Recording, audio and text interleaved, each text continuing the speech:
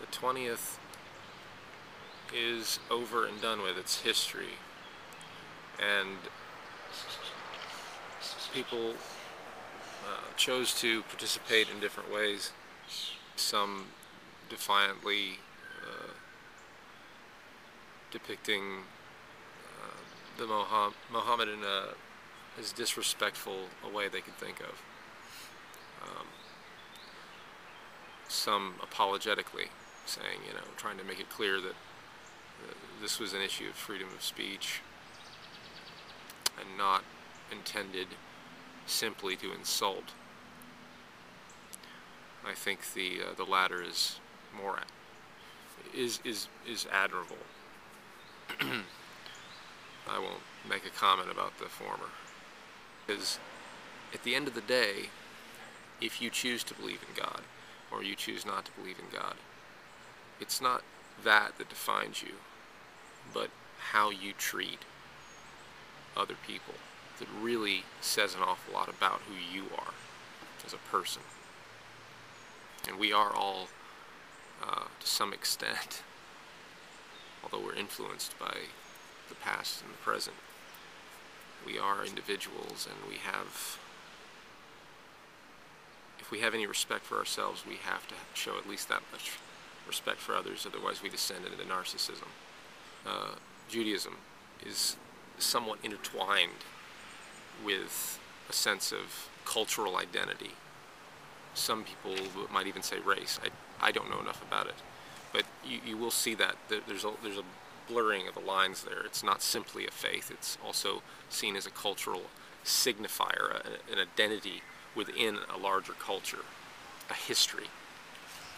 And in America especially, I think we've definitely moved away from that. I mean, Christians don't necessarily see themselves in as ethnically Christian, to my knowledge. Maybe some, I'm not familiar. Maybe Greek Orthodox. I mean, I don't know, honestly.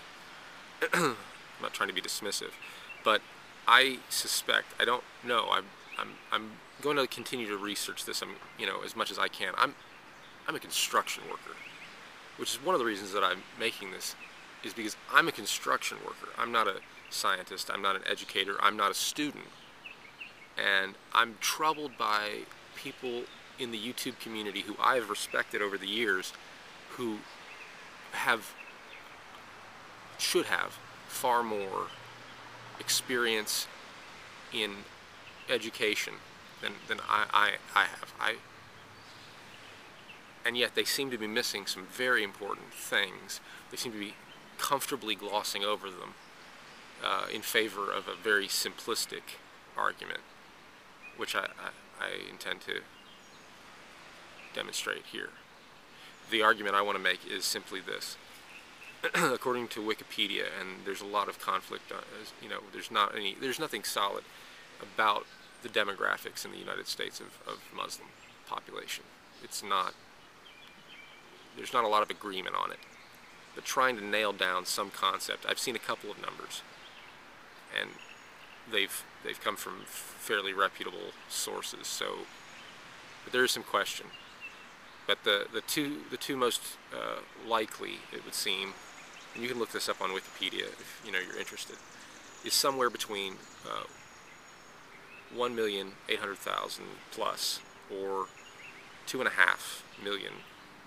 Now, that's roughly anywhere from 0.6 to 0.8% of the population of the United States of America. That puts them in a tiny, tiny minority. If you were to compare that to, again, from Wikipedia, there are 37 plus million African Americans. That's 12% of the population. So, by comparison, 0.6 to 0.8% of the population, somewhere in there, maybe as high as 0.10% of the population self-identifies as Muslim, with all of the cultural baggage that implies for them and for their community. That is a tiny, tiny minority. And what I wanted to make this video about simply is to stress what I think is the responsibility of people who are humanists, who are secular humanists, who are rational, who have a sense of responsibility to their fellow man, to be careful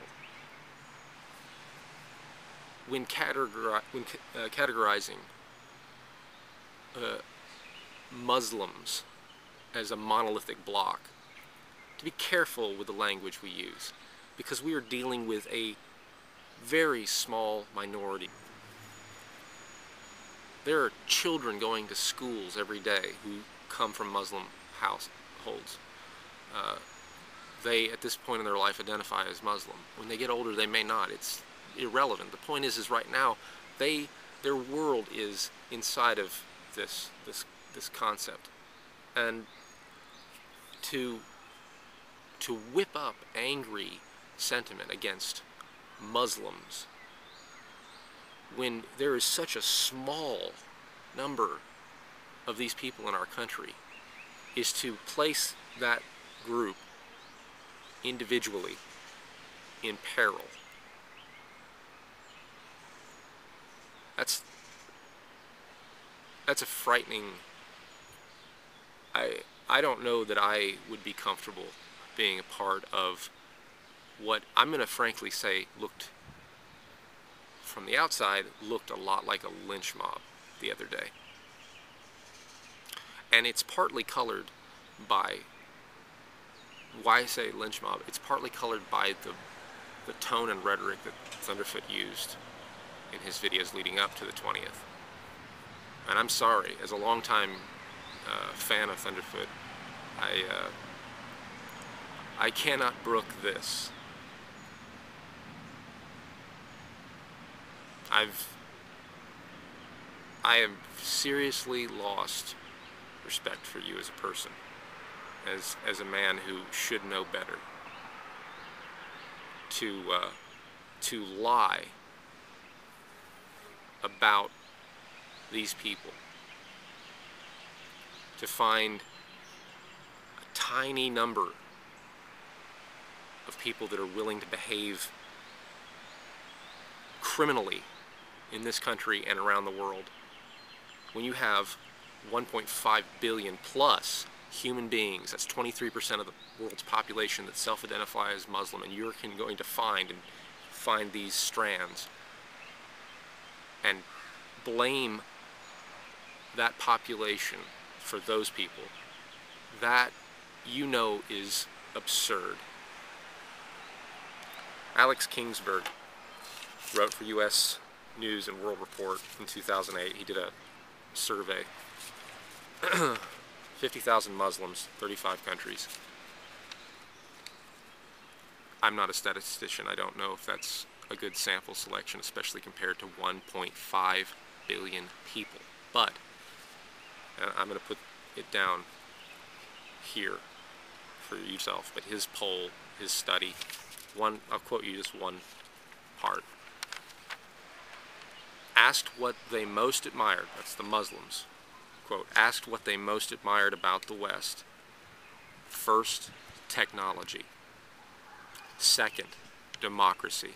Specifically, this is out of quotes, specifically, I wrote these down: freedom of speech, the rule of law, transparency of government.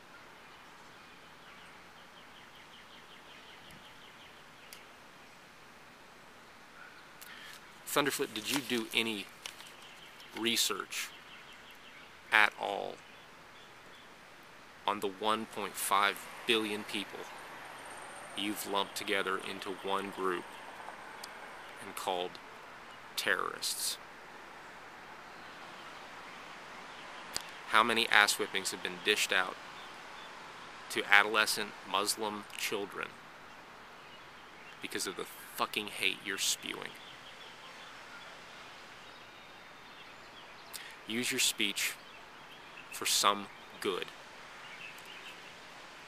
And if you can't, then you're a troll. Thank you.